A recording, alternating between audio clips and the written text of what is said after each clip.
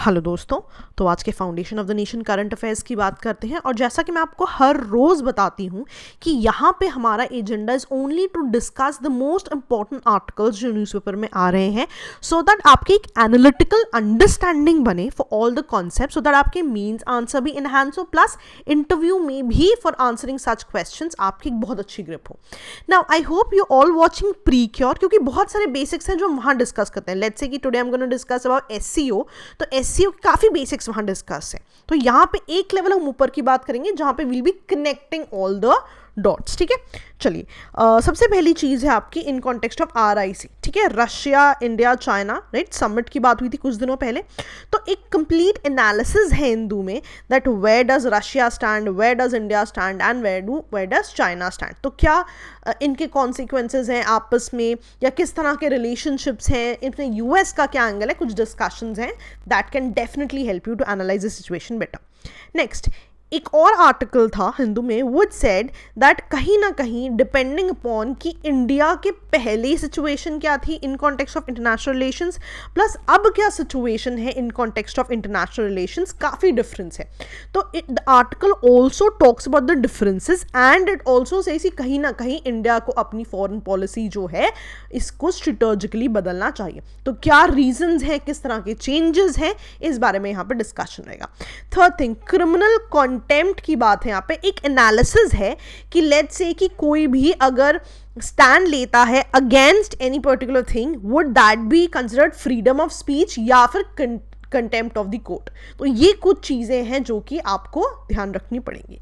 ठीक है, तो काफ़ी अच्छे 3 आर्टिकल्स हैं। This is what I want to discuss today. ठीक है, कल मैंने आपको कहा था 2 टॉपिक्स बचे हैं आपके, सो डिस्कस्ड या I will discuss rather criminal content today and governor discretion की हम कल बात करेंगे। ठीक है, चलिए सबसे पहले ना हम बात करते हैं कि RIC न्यूज़ में था क्यों। ठीक है, तो RIC जो है रशिया इंडिया चाइना ने एक रिसेंटली एक वर्चुअल समिट किया था। तो काफ़ी सवाल उठे थे कि एक ऐसे समय पर जब इंडिया और चाइना के LAC पर कितने सारे इश्यूज चल रहे हैं, क्या इंडिया को RIC जैसे समिट को अटेंड करना चाहिए। तो इसमें मैंने काफ़ी सारे आर्टिकल्स डिस्कस किए थे, why India should attend such a summit, या इंडिया को क्या टेक अवेज होने चाहिए इन समिट से, रशिया चाइना का क्या एंगल है, मैंने काफ़ी डिटेल में आपके लिए डिस्कस किया राइट।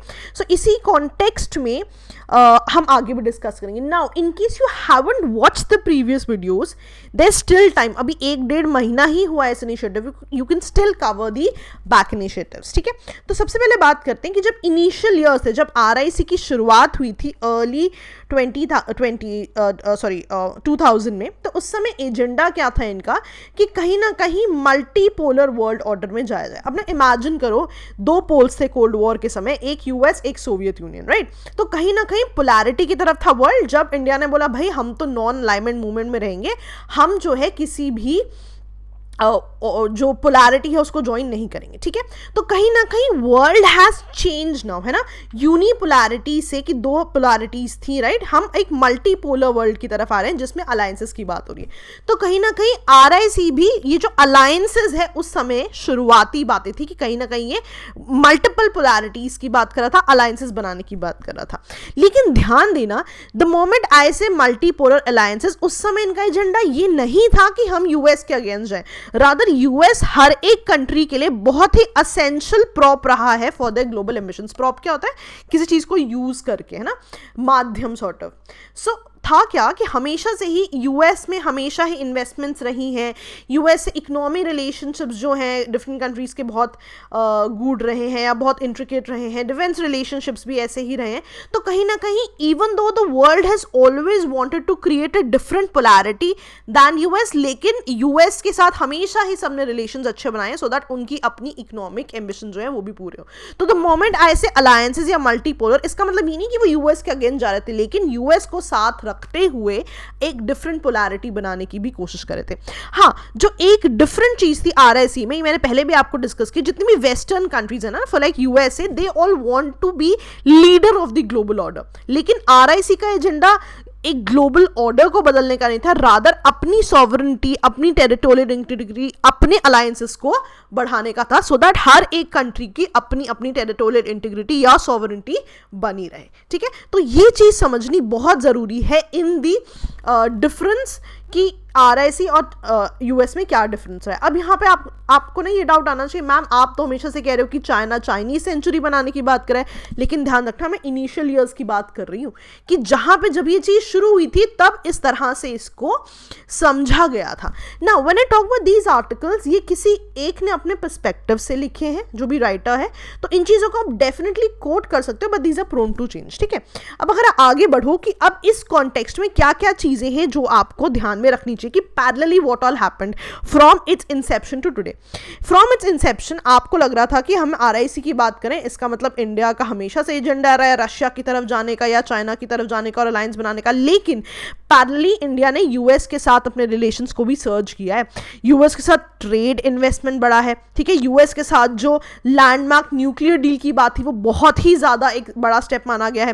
प्लस US के साथ डिफेंस रिलेशनशिप को भी इंडिया ने बढ़ाया है बहुत ज़्यादा। फॉर एग्जाम्पल आपको पता होगा कि US के साथ LEMOA करके डिफेंस अग्रीमेंट है। ठीक है, उसके बाद कॉम कासा हुआ है। तो ये जो अग्रीमेंट्स हैं कहीं ना कहीं डिफरेंट स्टेप्स पे बढ़ा है इंडिया का रिलेशन US के साथ। फॉर एग्जांपल लेमो में क्या है, एल फॉर लॉजिस्टिक्स, की कहीं ना कहीं डिफेंस पर्सपेक्टिव्स के लिए इंडिया जो है US के लॉजिस्टिक्स को, मान लो कि US बेसिस को मान लो रिफ्यूल करना हो, कुछ ऐसी चीज़ों के लिए यूज़ कर सकता है, right. The next step was COMCASA agreement. COMCASA agreement में क्या है, अब जो है if India wants to buy something from US तो उन टेक्नोलॉजीज पे there be different sort of agreement. तो कहीं ना कहीं लॉजिस्टिक्स से हम अब खरीदने पर भी आ गए हैं। तो कहीं ना कहीं डाइवर्सिफाई हुआ है इंडिया के मिलिट्री एक्विजिशंस भी। ठीक है, अब देखो होता क्या था, पहले जो है इंडिया के जितने भी डिफेंस अग्रीमेंट्स थे या डिफेंस परचेजेस थी मोस्टली रशिया के साथ थी, है ना।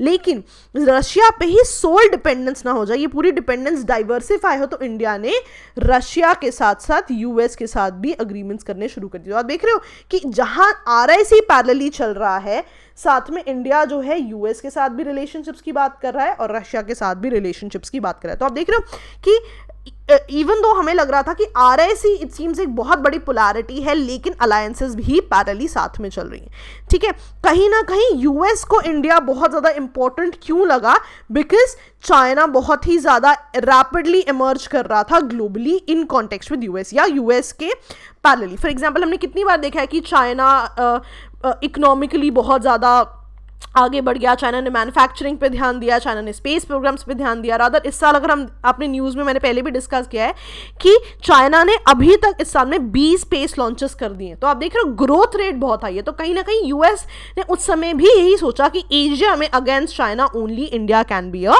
पार्टनर। ठीक है, अब यही नहीं है कि इनकी आपसी रिलेशंस की दिक्कत है, एक्सटर्नली जो मुद्दे हो रहे हैं उससे भी जो है इंडिया कहीं ना कहीं US की तरफ गया। फॉर एग्जाम्पल अब मान लो कि इंडिया, पाकिस्तान एंड चाइना, ठीक है, अब चाइना टिपिकली तो वॉज इंडियाज गुड फ्रेंड हमेशा से, लेकिन चाइना ने चाइना पाकिस्तान इकोनॉमिक कॉरिडोर बना दिया या रादर बनाने की बात की वाया POK।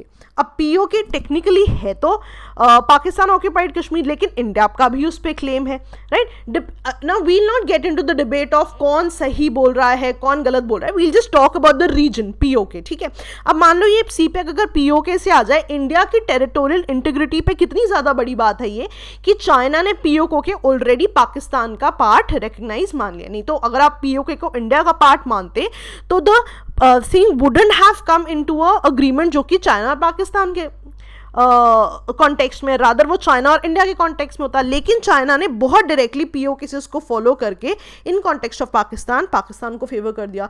तो इसलिए भी अब मान लो कि इंडिया का नेबर ही पाकिस्तान की तरफ है, so India will have 2 neighbours, मतलब दोनों ही तरफ नेबर्स हैं जो कि अगेंस्ट जा रहे हैं इंडिया के कहीं ना कहीं। ठीक है, तो ये भी एक बहुत बड़ा रीजन था कि इंडिया जो है US की तरफ बढ़ गया। तो आप देख रहे हो कितनी सारी रीजंस हैं कि US की तरफ बढ़ा जा रहा है। एक तरफ से आप रशिया को सोल डिफेंस नहीं देना चाहते, एक तरफ से आप चाइना पाकिस्तान का मुद्दा काउंटर करना चाहते हो।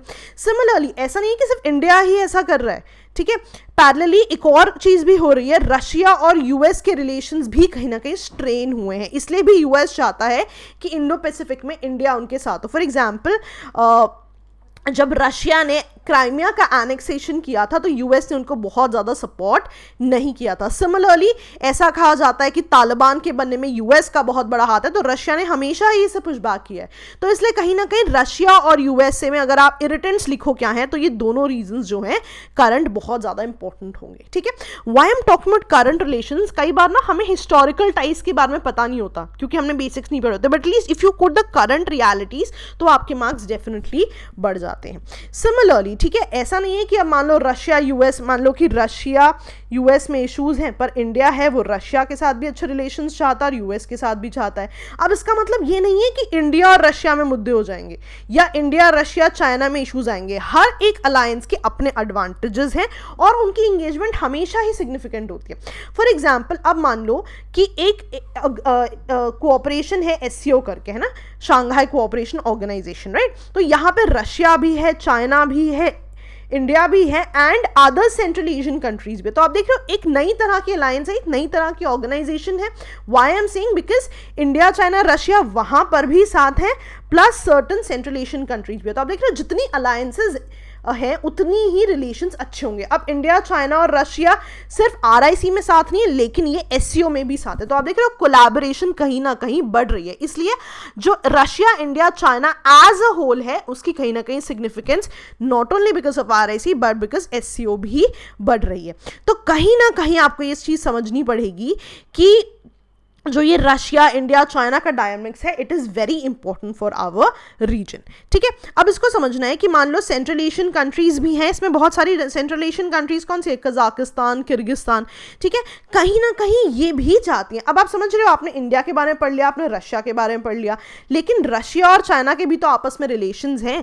ठीक है, मान लो कि चाइना और रशिया में बहुत ज़्यादा इकोनॉमिक रिलेशनशिप्स हैं, राइट।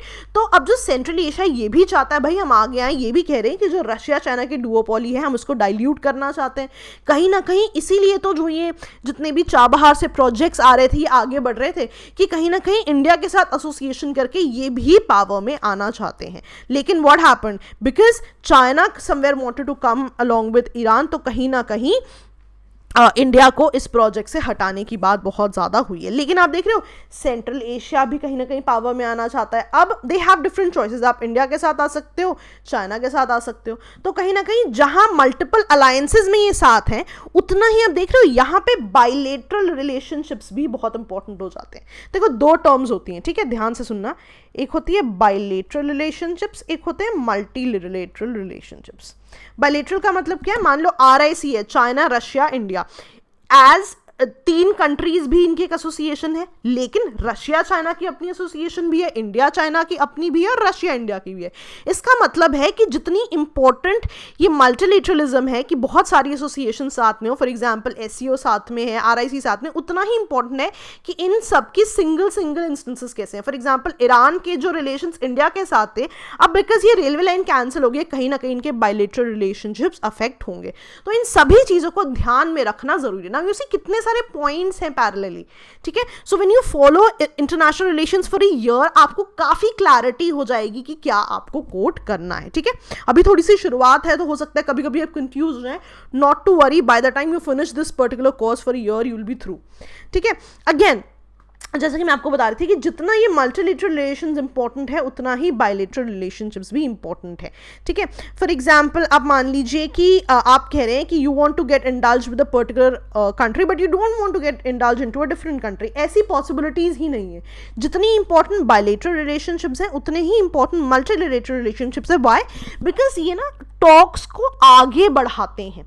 ठीक है, फॉर एग्जाम्पल ना मान लो कि एक किसी समिट में आपको बात करने का मौका नहीं मिला तो आप किसी और समिट में आपको एक मौका दोबारा मिलता है। तो टॉक्स को आगे बढ़ाना इज वेरी इंपॉर्टेंट, इसीलिए डिसएंगेजमेंट कभी ऑप्शन होता ही नहीं है। तो ये बहुत ज़रूरी है कि बायलेटरली के साथ आप मल्टीलेटरली भी काम करें, तभी हमारे इंटरेस्ट जो है प्रोटेक्ट हो सकते हैं। नाउ इंडो पैसिफिक इशू भी पैरेलली बहुत इंपॉर्टेंट है। ठीक है, कि इंडो पैसिफिक में क्या हो रहा है। ठीक है, अब आप इंडो पैसिफिक कौन सा रीजन है, you have India here, you have China here, यहाँ पे पूरा South East Asia, and then there's Pacific Ocean and Indian Ocean. तो ये पूरा रीजन आपका इंडो पैसिफिक आता है, right. Just stop the video here अगर आपको इंडो पैसिफिक नहीं पता है, मैप देखिए एंड कम बैक हियर. ठीक है, तो इंडो पैसिफिक रीजन में भी क्या है कि कहीं ना कहीं इंडिया अपनी सिग्निफिकेंस बढ़ा रहा है. ठीक है, for example Indian Ocean Rim Association के बारे में आपने पढ़ा होगा कि जितनी भी ऐसी कंट्रीज हैं जो कि इंडियन ओशन के साथ जिनका बॉर्डर लगता है, उनकी अपनी एक एसोसिएशन भी है, राइट. तो कहीं ना कहीं इंडिया इन सब में लीड करने की कोशिश कर रहा है. अब लेट्स सी इनको बाकी कंट्रीज कैसे देख रही है. चाइना समझता है कि इंडो पैसिफिक इनिशिएटिव में इंडिया आगे इसलिए बढ़ रहा है क्योंकि उसे यूएस का सपोर्ट है, क्योंकि यूएस चाहता है कि इंडो पैसिफिक रीजन में यूएस कहीं ना कहीं अलाइज बनाए दैन चाइना. ठीक है, रशिया उसे कुछ और देख रहा है. रशिया को लग रहा है कि इंडिया जो है कहीं ना कहीं यूएस की तरफ जा रहा है. इसका मतलब है कि रशिया और जो चाइना है कहीं ना कहीं दोनों को काउंटर करने की कोशिश हो रही है. तो आप देख रहे हो एवरीबडी हैज डिफरेंट इनिशिएटिव्स या different way of looking at things. ठीक है, इसलिए कहीं ना कहीं इंडिया का बहुत इंपॉर्टेंट मुद्दा हो जाता है कि रशिया से, क्योंकि उनके टाइज हमेशा से बहुत अच्छे रहे, तो आगे भी उनको अच्छा रखा जाए. फॉर एग्जांपल रशिया के साथ मैरीटाइम कॉरिडोर बनाया है इंडिया ने, राइट. कहीं ना कहीं रशिया के साथ जो डिफेंस रिलेशनशिप्स हैं, इवन दो हम यूएस के ज़्यादा करीब जा रहे हैं, लेकिन रशिया के साथ भी उसको करने की कोशिश की गई है सही तरीके से, सो दैट मान लीजिए रशिया और चाइना का कल को अलायंस बन जाए तो इंडिया के फिर भी रशिया के साथ कुछ हद तक सही रिलेशनशिप्स रहें, सो दैट ये जो रशिया चाइना की ब्लॉकेड है या जो रशिया चाइना का जो एक रीजन है वो इंडिया को डेफिनेटली अफेक्ट ना करे. तो आप देख रहे हो कितना इंपॉर्टेंट है कि आप बायलेटरल रिलेशनशिप्स अच्छे बनाओ, ताकि जो ये चाइना का डोमिनेंस है in the Indo Pacific region उसको हमेशा ही आप काउंटर कर सको. क्योंकि मैंने हमेशा आपको यही बताया कि इंटरनेशनल रिलेशंस में नथिंग इज परमानेंट. ठीक है, तो हमेशा ही चीज़ें बदलेंगी डिपेंडिंग अपॉन किस चीज़ की आपको ज़रूरत है. नेक्स्ट, अब उतना ही इम्पोर्टेंट हो जाता है कि कहीं ना कहीं जो आपकी अलायंसेज हैं विद यूएस या विद चाइना या विद रशिया, उनको सही से केटर किया जाए ना. One very important thing is national security can not be fully outsourced. आप यूएस पे रिलाई नहीं कर सकते सिर्फ कि यूएस ही हमेशा आके हेल्प करेगा. जितना ज़रूरी है उन पे असेस करना या उन पे रिलाई करना, उतना ही अपने आप को भी आगे बढ़ाना ज़रूरी. इसलिए आप देखोगे कि जो इंडिया है हमेशा 100% यूएस की तरफ नहीं होगा, लेकिन पैरेलली इंडियन ओशन में भी अपनी धाक जमाएगा, पैरेलली इंडो पैसिफिक रीजन में भी अपने पैर जमाएगा. इसका मतलब है पैरेलली चीज़ें चलेंगी ताकि कहीं ना कहीं आपकी नेशनल सिक्योरिटी को आप भी स्ट्रेंथन कर सकें. ठीक है, अब क्योंकि कोविड-19 से कुछ बहुत ही डिफरेंट सॉर्ट ऑफ रियलिटीज सामने आई, तो हो सकता है कि कहीं ना कहीं वर्ल्ड पोलैरिटी में डिफरेंसेस आए. वील हैव टू सी. ठीक है जी, काफ़ी अच्छा आर्टिकल है. Write down all the points, आपको बहुत हेल्प करेंगे मेंस में. नेक्स्ट अगर आप आते हैं तो वो कह रहे हैं कि इंडिया को ना ज़रूरी है फॉरेन पॉलिसी बदलने की. थोड़ी सी ना बैकग्राउंड की बात करते हैं कि इंडिया को हमेशा साउथ एशियन रीजन में टॉप पे माना गया, राइजिंग पावर. हमेशा से आपके हिस्टोरिकल एंड कल्चरल टाइज रहे हैं. अब ना यहाँ पे आपको डाउट नहीं आना चाहिए कि किस तरह के टाइज. अगर आपने हिस्ट्री पढ़ी है तो आप हिस्ट्री में बुद्धिज्म पढ़ते हो, राइट. बुद्धिज्म की शुरुआत कहाँ हुई है? कहीं ना कहीं इंडिया में. तो इंडिया से ही ये कल्चर जो है ये नेपाल की तरफ गया है, राइट. तो ये सब चीज़ें आपको कैसे पता लगेंगी? जब आपका पूरा सिलेबस खत्म हो जाएगा. So just keep on noting down. ये जो कई लोग ऐसी भी स्ट्रैटेजी लगते हैं कि पहले सारा स्टार्टिंग हो जाए फिर करंट हो जाए. नहीं, पैरेलली चलाने से ही आपको चीज़ें समझ में आएंगी. सिमिलरली इंडिया ने हमेशा श्रीलंका और बांग्लादेश की मदद भी की है, लेकिन आप देख रहे हो कि रिसेंट समय में श्रीलंका ने चाइना को हम्बनतोता पोर्ट बनाने के लिए काफ़ी ज़्यादा मदद की है, राइट. तो कहीं ना कहीं श्रीलंका बांग्लादेश भी अब चाइना की तरफ जाने लगे, लेकिन हमेशा से इनकी इंडिया के साथ ट्रेडिशनल गुडविल रही है. इंडिया ने अफगानिस्तान में भी बहुत ज़्यादा, जब तालिबान के बाद जो इश्यूज हुए थे उनको, उसके लिए कई बार ग्रांट्स दी हैं.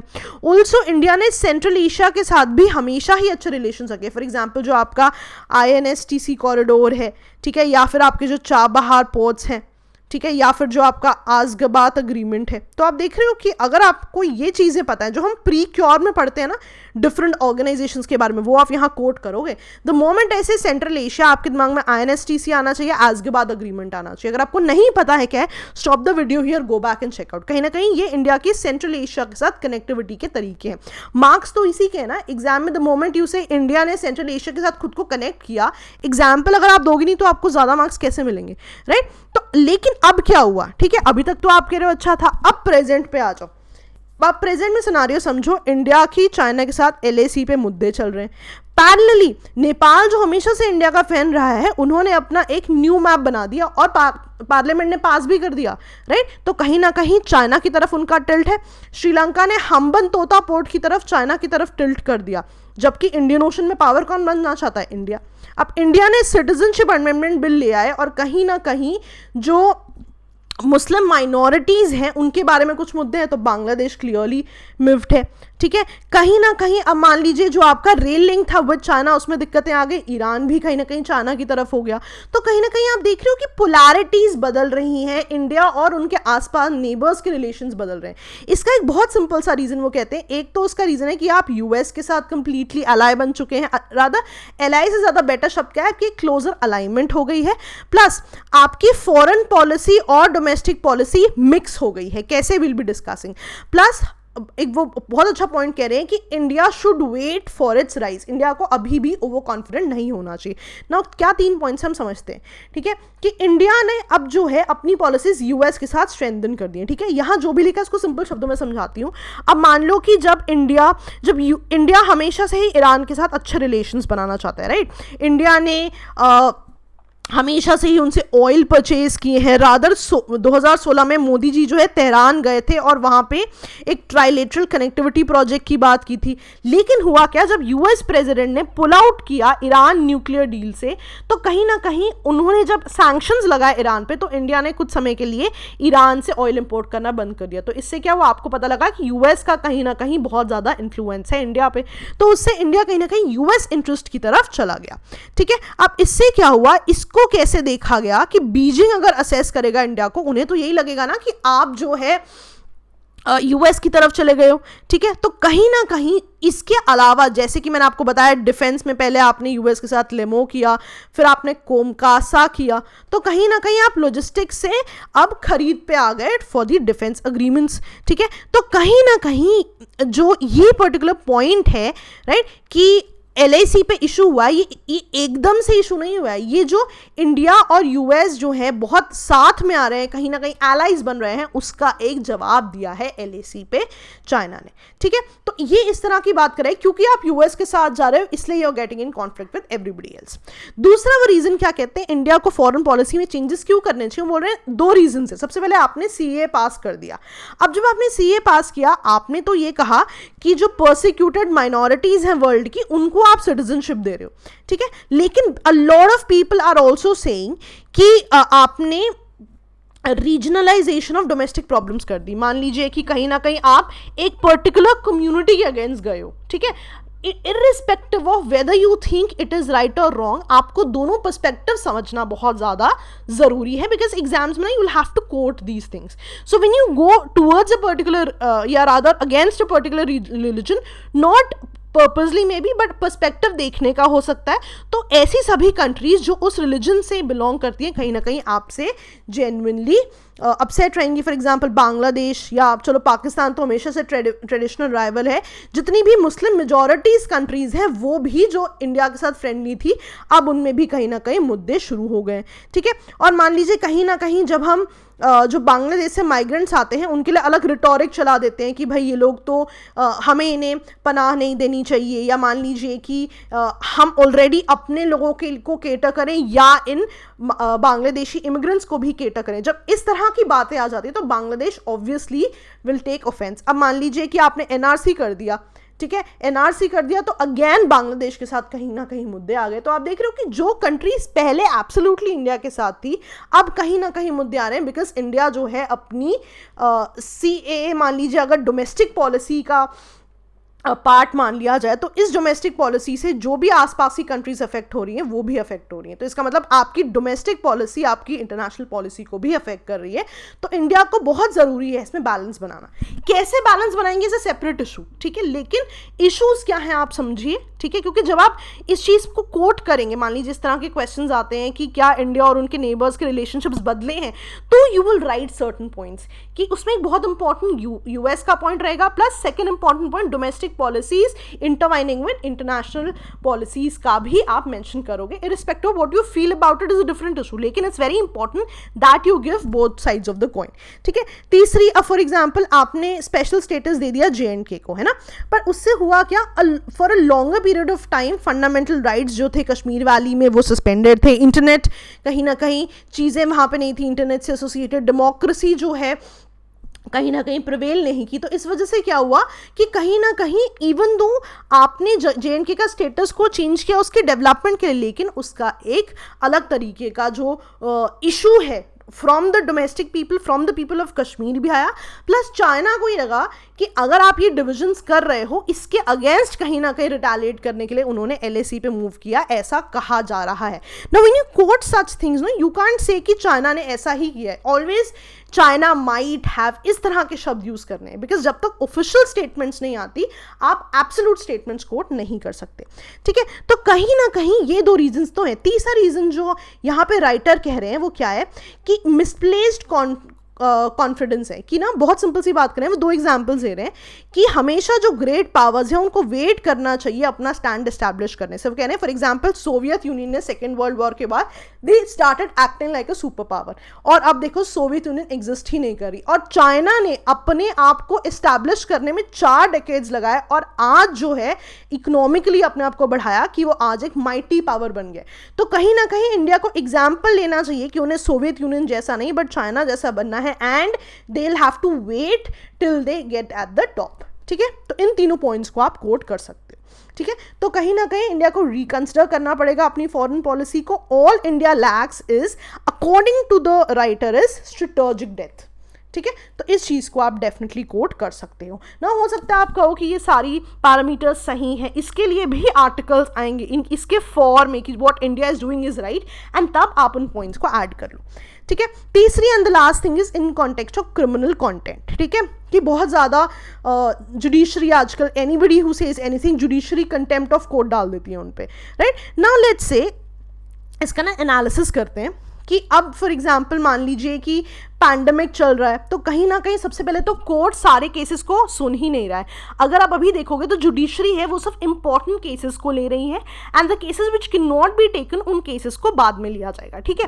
तो जो राइटर है वो यहाँ पे ये कहते हैं कि सुप्रीम कोर्ट जब बहुत ही मिनिमल केसेस को ले रहे हैं कि इंपॉर्टेंट थिंग्स पहले हों, तो rather than talking about the important cases why are they getting into Twitter पे किसने क्या कह दिया. फॉर एग्जांपल राइटर कह रहे हैं कि आप जो CAA है ना, उसकी कॉन्स्टिट्यूशनैलिटी पे जो केसेस है उस पर आप जाइए, या फिर जो हेबियस कॉर्पस पिटिशंस है फ्रॉम JNK ना, लोगों को डिटेन कर लिया गया, तो डिटेन सही किया गलत किया, ऐसे जो केसेस हैं सुप्रीम कोर्ट को उन पे काम करना चाहिए दैन ऐसे जो लोग जो ट्वीट कर रहे हैं अगेंस्ट द गवर्नमेंट और the any institutions. Now irrespective of what the judiciary should do, there are different perspectives of looking at it, है ना, कि what is the parameter to decide कि constitutionality of CAA is more important this point of time than इस समय पे पूरे के पूरे मुद्दे को शांत रखना. ये भी चीज़ बहुत ज़्यादा इंपॉर्टेंट है कि प्रायोरिटीज़ कैसे होगी ना. मान लीजिए कि आप कह रहे नहीं सही है ज़्यादा इंपॉर्टेंट है, या आप कह रहे नहीं ये ट्वीट ज़्यादा इंपॉर्टेंट है, so you should have exact parameters. ये बहुत ज़्यादा है. पर ये पर्टिकुलर राइटर कह रहे हैं कि मान लीजिए ट्वीट कर दिया किसी ने अगेंस्ट सुप्रीम कोर्ट, है ना, we'll not take any names, we'll not get there. आप बेसिक प्रोमाइज को समझिए कि मान लीजिए कि आपने एक ट्वीट किया and you talked about undermining the dignity and authority of the institution, है ना, institution in terms of judiciary. तो क्या ये ट्वीट्स इतने इंपॉर्टेंट है कि कहीं ना कहीं जो कोर्ट है सुओ मोटो खुद ही प्रोसीडिंग कर रहा है कि इनको क्रिमिनल कंटेंट किया जाना चाहिए अगेंस्ट कोर्ट, है ना. प्रशांत भूषण जी के ट्वीट पे बात है. ठीक है. तो ultimately it is one viewpoint that the writer writes here. अगर आपको कोई different viewpoint है, you can frame your answer that way. ठीक है. ऑल्सो इसके अगेंस्ट या इसके साथ और भी आर्टिकल्स आएंगे, उनके भी पॉइंट्स हम डेफिनेटली लेंगे. So this is one of the articles. So ना बहुत सिंपल सी बात करें कि कंटेम्प्ट ऑफ कोर्ट सबसे पहले ना बहुत रीसेंट फिनोमेना नहीं है.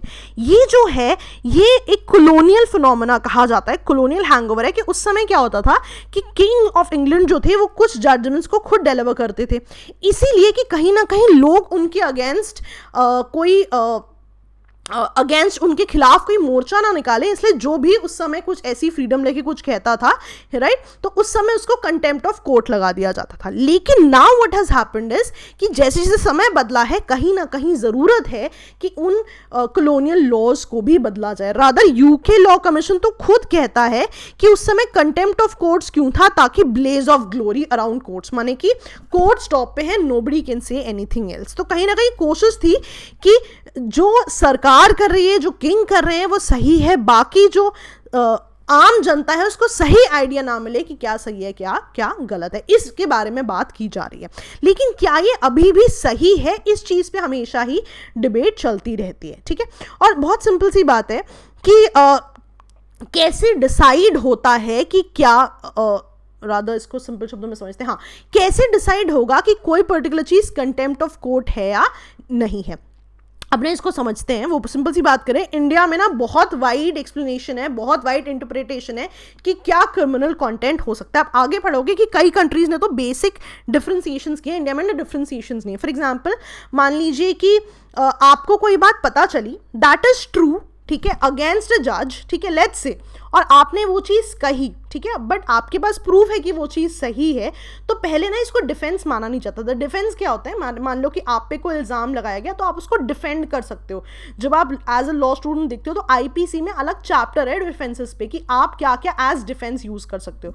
तो ट्रूथ एंड गुड फेथ तो पहले डिफेंसेस थे ही नहीं, डिफेंसेस नहीं थे, माने कि मान लो कि आपने किसी पे कोई इल्ज़ाम लगाया और आप कह दो कि भाई ये तो सही है, मैं गलत नहीं कह रहा हूँ, तो ये पहले डिफेंस आप ले ही नहीं सकते थे कि इवन दो आप सच कह रहे हो, बस आप कुछ बोल नहीं सकते थे जुडिशरी के अगेंस्ट। लेकिन इवेंचुअली 2006 में क्या हुआ, डिसाइड किया गया कि अगर आप सच बात कर रहे हो या गुड फेथ में आपने कोई बात की है तो उसको सही माना जाएगा, आप उसको एज डिफेंस डेफिनेटली बता सकते हो, ठीक है। फॉर एग्जाम्पल ऐसे कई बार यूजेजेस हुए हैं, ठीक है, जो कि शायद इस राइटिंग के अकॉर्डिंगली सही नहीं थे। फॉर एग्जाम्पल जब employers of mid day meal को लिया गया कि उन्होंने कंटेम्प्ट ऑफ कोर्ट किया बिकॉज उन्होंने रिटायर्ड चीफ जस्टिस को किसी मान लीजिए अनफेवरेबल लाइट में पोर्ट्रे किया, उनके बारे में कोई चीज़ सही नहीं कही, राइट, तो अगर मान लो वो प्रूव कर दें कि हमने तो अपने हिसाब से सही चीज़ बोली थी, हमारे पास प्रूफ है, तो आज वो इसको एज डिफेंस यूज़ कर सकते हैं। लेकिन 2006 तक अगर उनके पास कोई प्रूफ भी था, वो उसको एज डिफेंस यूज़ नहीं कर सकते थे, ठीक है।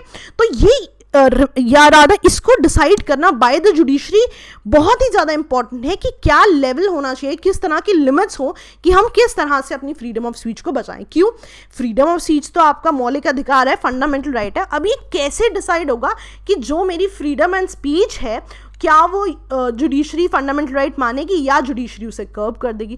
तो ना काफ़ी डिफरेंट होता है, काफ़ी डिफिकल्ट होता है टू डिसाइड कि क्या सही है और क्या नहीं। इसीलिए हमेशा आप देखोगे judiciary case by case cases पे डिसीजंस देती है, ठीक है जी, याद रहेगा।